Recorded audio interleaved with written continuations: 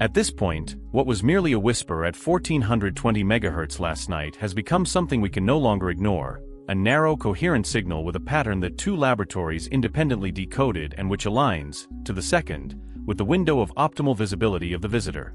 It is not noise, not local interference, not a geostationary satellite repeating advertisements. It is a carrier tone that appears and vanishes with a discipline impossible to mistake, and which, once the Doppler jitter from its own motion is removed, drops its mask and reveals what it truly contains. I'll say it plainly, the content is not a language, not a sentence in any human tongue. It is a protocol. And the message, read calmly, is neither poetic nor threatening, it is practical. It says with the sobriety of engineering, I am here, synchronize, confirm, align. The key that allowed us to unlock it was not a numerical whim but a pattern repeating like a heartbeat. 3 long pulses, 2 short, a fixed pause, then 5 short ones fitting precisely into the prior pause, and again the series but reversed. This cadence fits like a key in a lock when you accept that it does not aim to tell a story but to negotiate time. Put simply, it offers you a clock. If you accept this clock, the entire sequence aligns, and where there were screeches before, a clean grid emerges.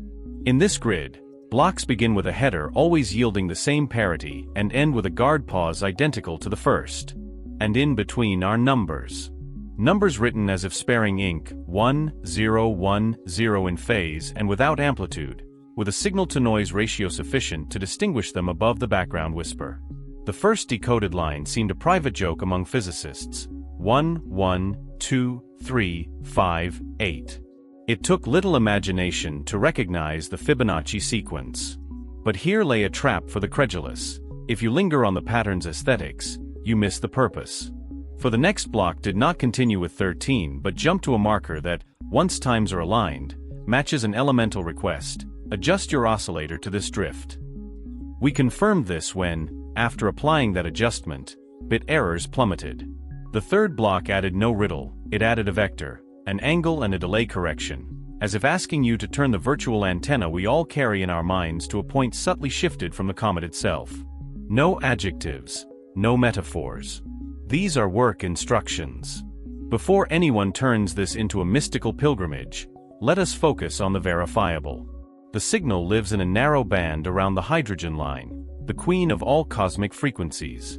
It comes and goes with periods that, once corrected for relative motion, remain constant. The modulation is not lush, it is austere, binary phase shift with carefully chosen amplitude. There is no signature audible to the naked ear. The music appears when you reduce noise, correct drift, and accept that the transmitter grants you a metronome. And when everything finally aligns, what it says does not seek to seduce but to synchronize. In other words, it does not speak to you, it calibrates you. I know this sounds less romantic than the world expected, but that is precisely why it feels more real to me. A responsible contact would not come with poems, but with procedures. First, it sets you to time. Then it asks you to confirm you are reading. And afterward, if you've proven your pulse is steady, it offers a precise alignment, a phase rotation, proof that you both share the same time. What comes next? For now, nothing. The last block repeats relentlessly, as if awaiting a response we have not yet sent. And here emerges the question no one wants to voice aloud. Should we reply? Before we tread this ground, I want you to grasp the brutal elegance of what we see. The choice of 1420 MHz is no accident. It is the heartbeat of hydrogen, a reminder that, if there is a universal channel, it lies there. The decision to use simple modulation is not poverty, it is courtesy. Anyone with a modest radio telescope and some discipline can follow the dance. The inclusion of a recognizable sequence like Fibonacci is not mysticism. It is a way of saying, this is not thermal, this is not natural, this begins where you would begin too. And the part many will overlook, but which takes my breath away, is the guard pause, identical to the start, set as a threshold to separate blocks and avoid ambiguities. Whoever is on the other side understands the value of zero ambiguity. I have seen false positives. I have seen satellite reflections posing as stars and urban noise disguised as a galaxy. This resembles none of those deceptions. The alignment with the trajectory, the stability once drift is corrected, the exact repetition of headers, the sudden drop in errors when you accept their clock, all point in one direction. Someone something is transmitting with the intent to be understood in the minimal commonalities of physics. It promises neither salvation nor threatens doom. It extends a hand and shows you the time. If you are living this with me, support this report and tell me from which city you are listening.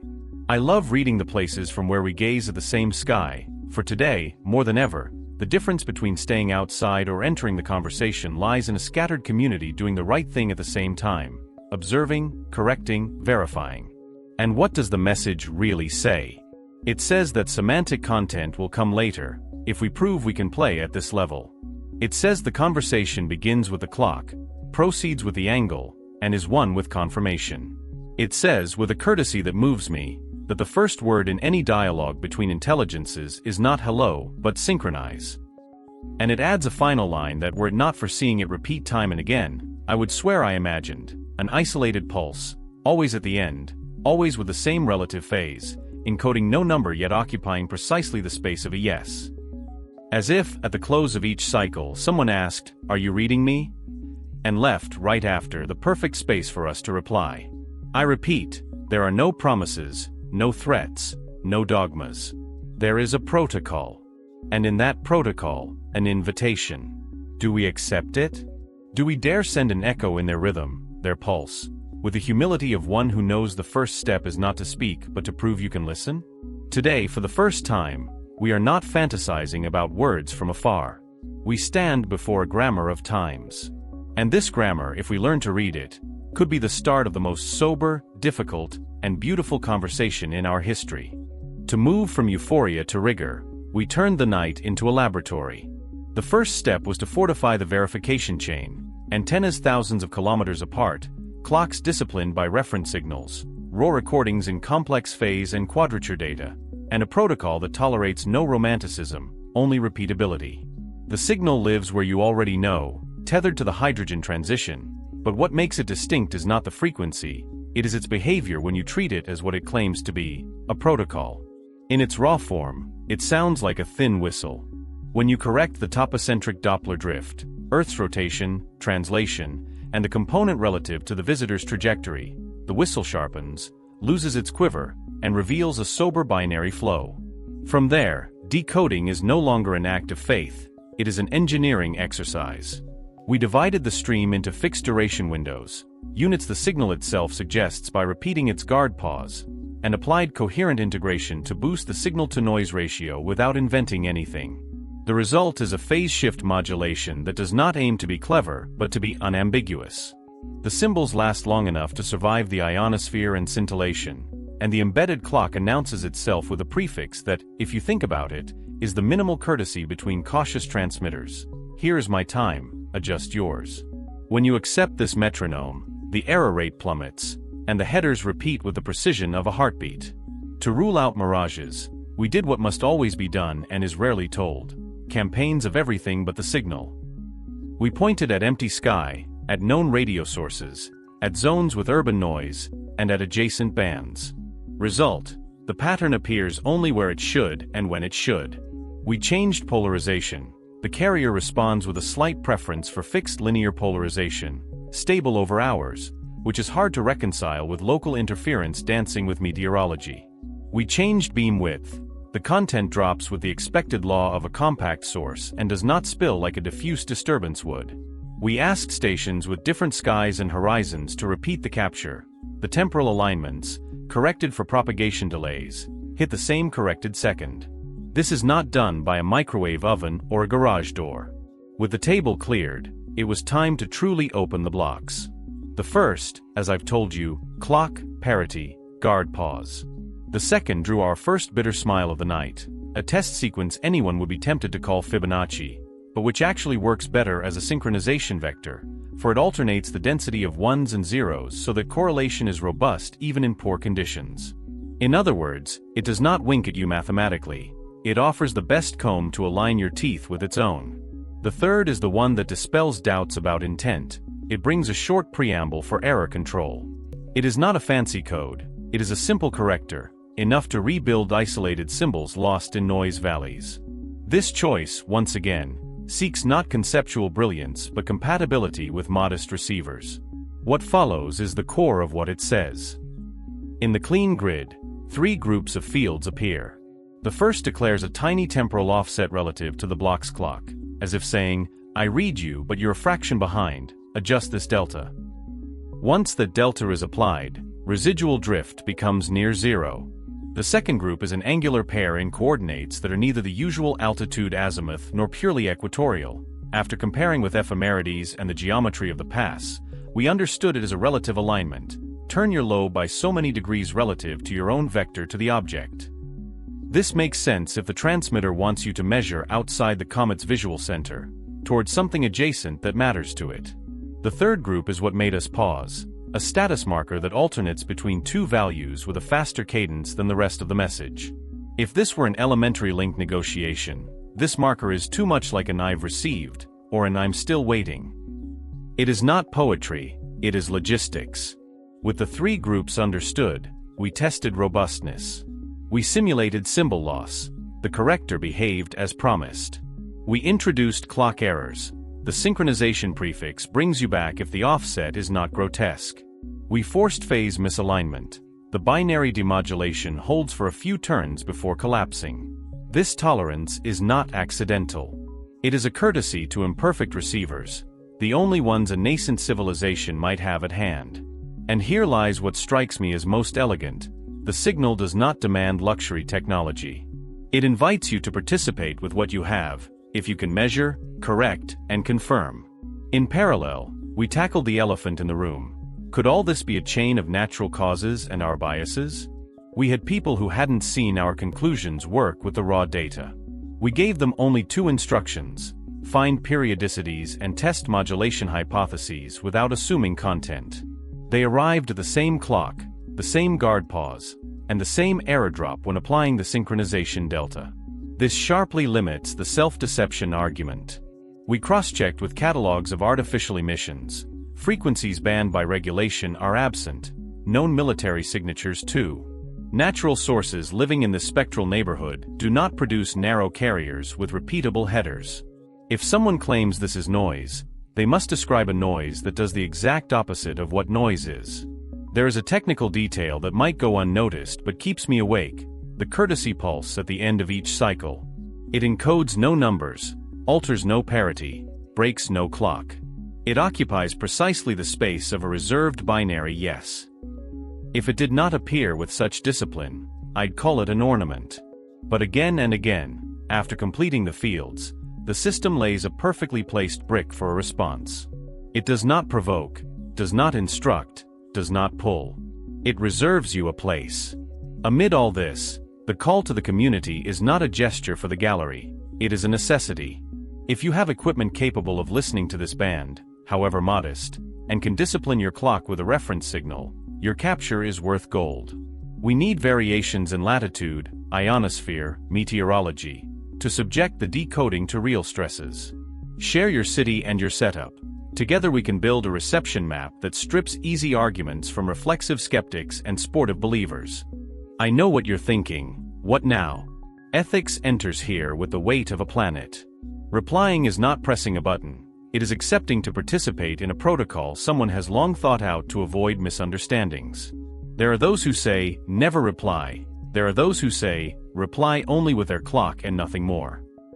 My stance today is this: first, we exhaust verification.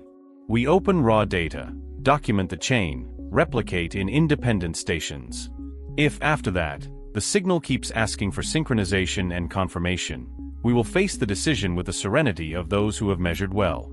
The first word of this dialogue has already been taught to us: synchronize. The second, if it comes, let it be as sober as theirs.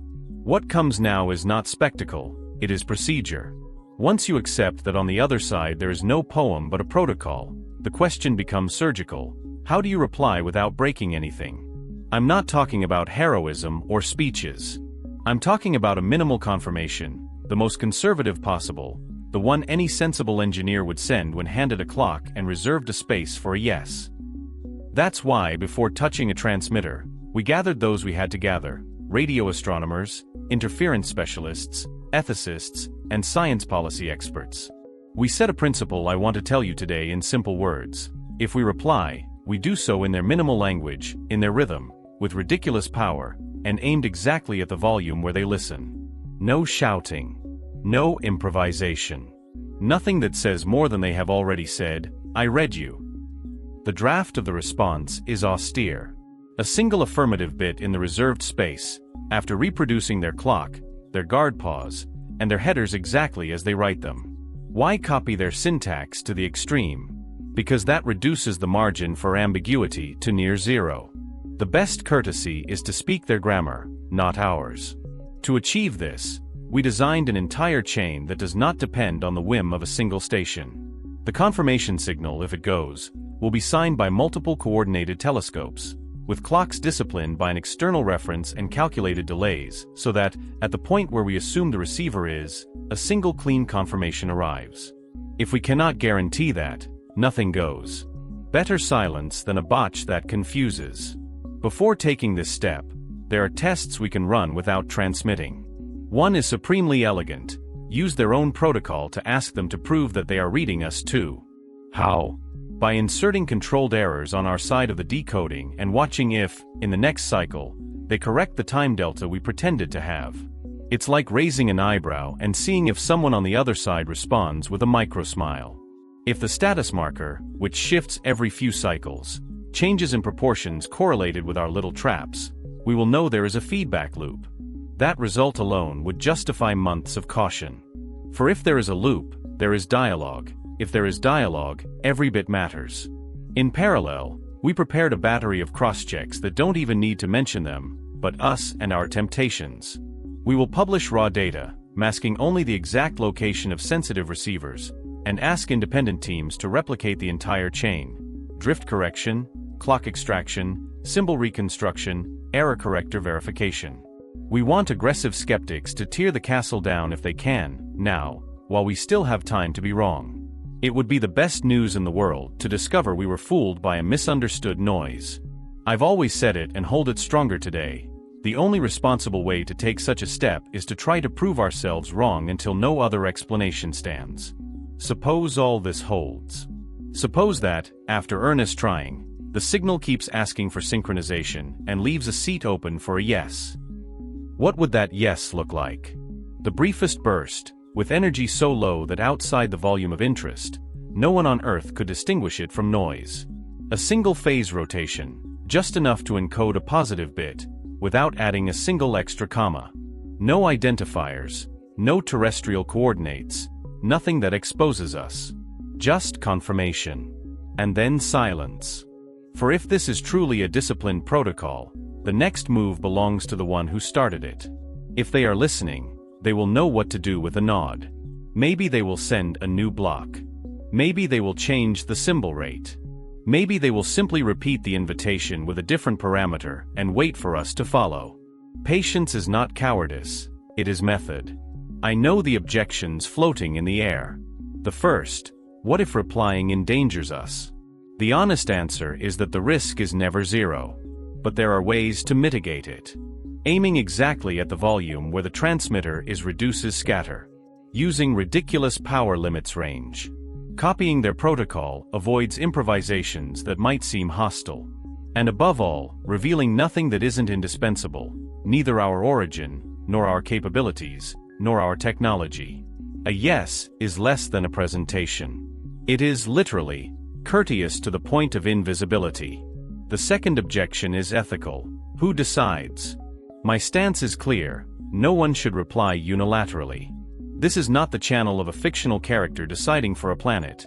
It is an observing community that measures, documents, and proposes. What I can do here is make every step transparent, open every raw file, explain every calculation, and seat you in the same chair we occupy. If you have equipment and discipline, you can hear the same as I do. And if not, you can accompany the process with a critical mind. This is the kind of story you don't own. You share it, or it doesn't deserve to be told. The third objection is philosophical. What if we misread? That's why we built redundancies, multiple stations, crossed polarizations, receivers with different bandwidths, independent software written by teams that don't talk to each other, and blind audits where the validator doesn't know what is expected to be found. If, after all that, The modulation, clock corrector, and status marker are still there. Little room remains to attribute it to chance. And yet, we will maintain a militant caution. Every new bit will demand the same discipline as the first. Amid all this, the signal does not rest.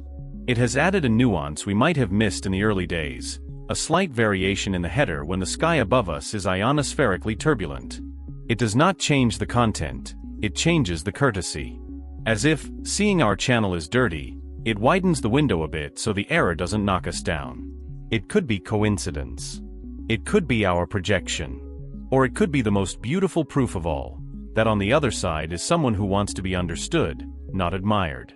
If you choose to join me on this stretch, I ask you for the usual, but with a new intent.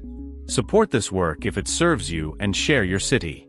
Not to inflate statistics, but to build a civilian listening network. The difference between a rumor and a datum lies in how many independent clocks say the same thing at the same time. If this moves forward, we will need many hands, many antennas, many skies. I close with the only sentence I dare pronounce today as a conclusion. We have not found a narrative, we have found a tool. A clock, a frame, a method to begin a conversation without promises or threats. If we truly want to rise to the occasion, the right response is not a speech. It is a bit placed in its spot, at its hour, with the care of one who knows that in the first word lies the trust of an entire history. If we send it, it will not be from hunger for headlines, but because, after measuring to exhaustion, we understand that silence is less responsible than a nod. And if we don't send it, it will be because the evidence did not meet the threshold we set ourselves. In either case, we will have honored the rule this signal carries etched from the first second. First synchronize, then confirm, and only then perhaps speak.